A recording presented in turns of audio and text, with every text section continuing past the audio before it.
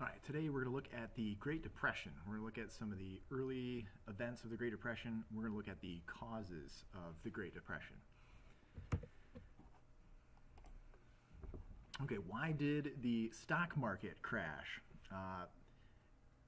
Basically, you've got everyone investing in the stock market, and most were making money throughout the 1920s. You've got this new way of purchasing stocks called buying on margin. You're not paying the full price of the stock value. You put down a small amount, and then a stockbroker, the person who sells and buys stocks, he puts up the rest of the money. And then while you're making small payments to pay off the stockbroker, he's getting a little bit of interest. Where does the stockbroker get all this money? He borrows it from a bank. He goes to the bank, takes out a loan so he can loan out that money for people purchasing stocks. It's a highly risky way of purchasing stocks because remember, stocks aren't guaranteed a return. Like you're not guaranteed to make money off of them. If your company does great, stock value goes up. Company does poorly, stock value goes down. And by late 1929, in October 1929, we start to see a slow trickle of these stock values starting to go down. And then they start going down more and more, and it kind of creates a wave of panic. People kind of freak out and be like, is this the end of the stock market climb? Like, it can't go up forever. So then once it started to go down, it went down relatively quick. October 24th, 1929, Black Thursday. This is the first huge drop in the stock market. Big investors and industrialists purchase back a lot of stocks, which helps the market rebound on Friday, and people are hoping that over the weekend things will level out and the stock market will be back to normal. Come Monday and Tuesday of October, things get worse. The sale of stocks continues to bottom out. The value drops out. This sets off a further panic, and the stock values continue to plummet. This leaves a lot of people without paying back the broker the full value, which then leaves the banks on the hook for having to pay everything, pay back the loans from the brokers. Here in this graph, you can see here's the years in the bottom. Here's the Dow Jones. That is a stock market itself. It keeps track of the stock value prices. You can see how throughout the late 20s, things have been up pretty high and then kept going up and up and up and up. And then in late October of 1929, this is when Black Tuesday happens, and we start to see the stock market crash. Right, the prices bottom out. So, aside from the stock market crash, you have some other issues taking place that lead to the economic depression. So it's not just the stock market, but you have it's like a perfect storm of economic crisis. Everything that could go wrong did go wrong essentially in the 1930s. So aside from the stock market, you have some basic problems with the farm economy in the United States. Farmers were overproducing. Farm incomes were in return shrinking. It wasn't very profitable to be a farmer. It was very, very difficult. Farmers have always had it rough in terms of just the nature of the job itself, but then like the loss of profit and the loans to the banks, very difficult to be a farmer. The other problem that farmers did, and manufacturers as a whole, was overproduce goods. We made way too much stuff. We made more stuff than people actually could buy or wanted. And when you overproduce things, you drop the value, you drop the price of those goods. And if you're a producer, you don't want to sell your goods at a low price. You want to sell your stuff at a high price to make more of a profit. So when you overproduce, and now you've got a ton of stuff at low prices, now you got to start laying off workers. You got to start firing people. As a result of these economic problems, you start to see this gap widen between the rich and the poor. More and more and more people are becoming poor, and the rich people, there's a small portion of rich people, but they contain and control most of the wealth in this country. So things, aside from the stock market, everything is kind of like building up. You can think of the economic weaknesses of the farming and the overproduction. These are sort of like the long-term causes of the Great Depression.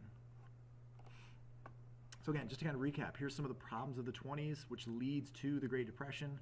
We'll start here in the top circle. Factories making too much, farms growing too much. We've overproduced, driving down the value, driving down the prices. That leads to factories firing the workers. Don't need them. Farm prices fall. Farmers can't make enough money. Now, when the farmers can't make enough money, this leads to, and all these factory workers who are laid off, now they don't have a cash income coming in.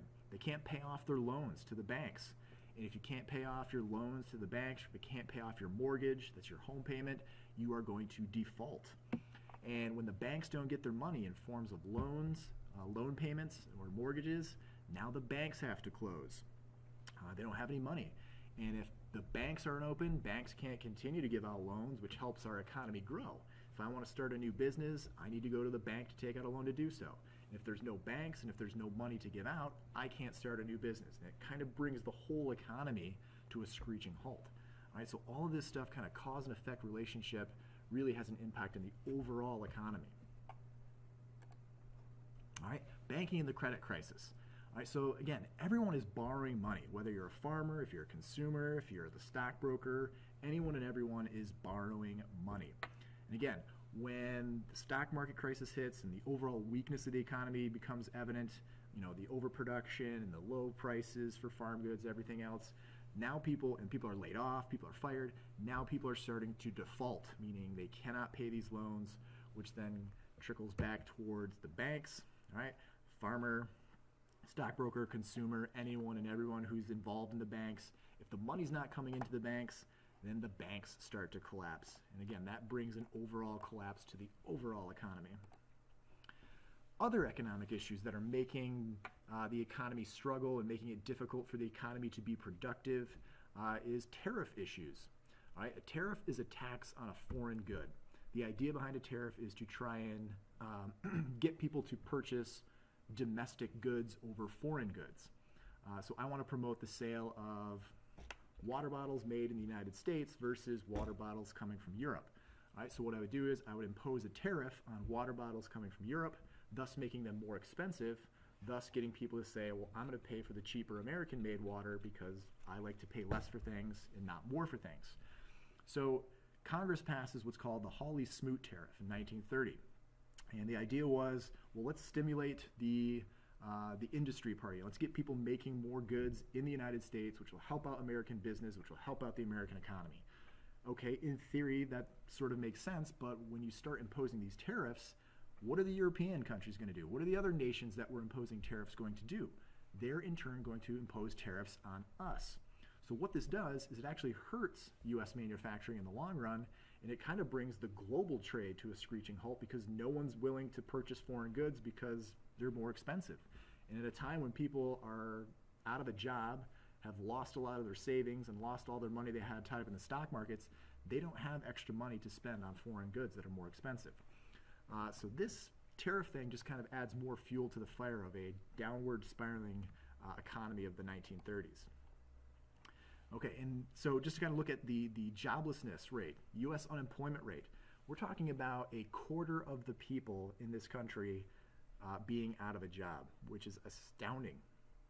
If you consider that the average unemployment rate, like in a healthy economy, is anywhere between 4 and 6%. That's on the average. That's like normal times.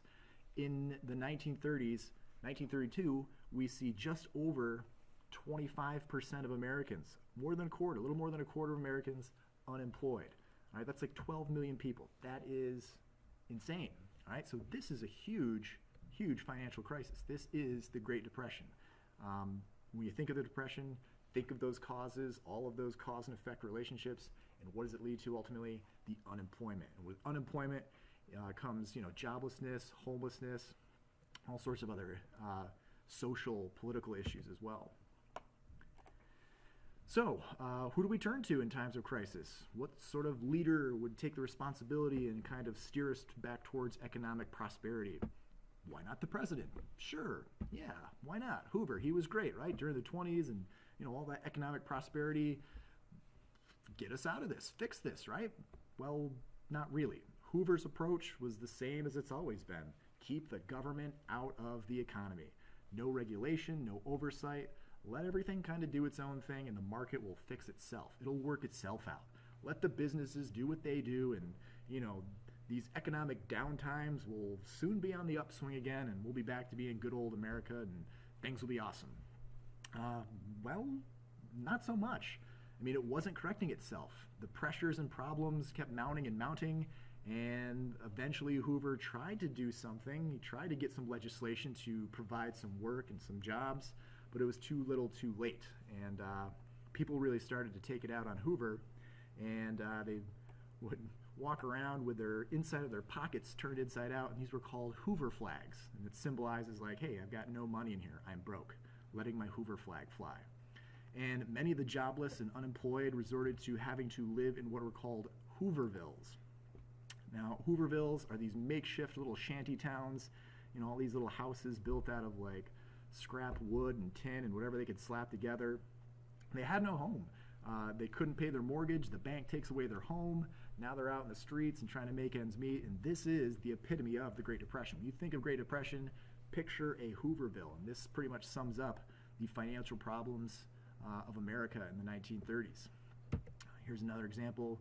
You know, look at this, just makeshift hut, essentially, a lean-to with some scrap tin on the side here, whatever you can find for a roof, and like your day-to-day goal is just provide food somehow and keep this makeshift roof over your head. Other problems associated in the early stages of the Great Depression is with this issue over the bonus army. During World War I, you know, in a promotion to try and get more people to sign up for the military willingly, Congress had promised them a cash bonus to anyone who signs up, and that cash bonus would be paid out in 1945. However, given that the Great Depression was causing great financial problems for many Americans, most of these vets were saying, hey, U.S. government, pay us now. We need the money now. The problem is the U.S. government didn't want to pay it and couldn't really pay it. So you get all these veterans basically marching through Washington, camping out in these makeshift tents and huts or whatever, and it makes the government look really bad, you know? Like, it's not a good image to have all these people protesting the government, these veterans, these war veterans, you know, who served their country, and now we're basically treating them like dirt. And eventually the government sends in the police to sort of break this up. You can't be like camping out on, you know, congressional lawns and all this stuff, so that's not a good look either. In this picture here in the top, you got the police trying to forcefully kick out all these vets. And in this sort of like riot, essentially, you got 2 people that end up dying. That's not a good look either. And then eventually the vets refuse to leave, and then the government sends in the military, and they start like shooting off tear gas and start lighting these homes on fire and like, you know, spraying bullets left and right. Not a good look, not a good scene. Things in the United States are not going well at all at this point. Unemployment rates, you know, skyrocketing, mistreatment of vets. Things are not looking good in the 1930s. We're going to look to some new leadership. We're going to look for a president who's going to start to take a more hands-on approach, unlike Hoover with the hands-off. We're going to look to sort of create a system where maybe there's a little bit more government involvement. Maybe we should have some regulation and some oversight to make sure we don't have, you know, awful events like a bonus army situation, or maybe so we don't have a major crisis where everything collapses in our economy. We don't have major stock market crashes. So going forward, the United States is looking to provide immediate relief from the Great Depression, provide some jobs, and then recreate a system so we don't have another Great Depression like this.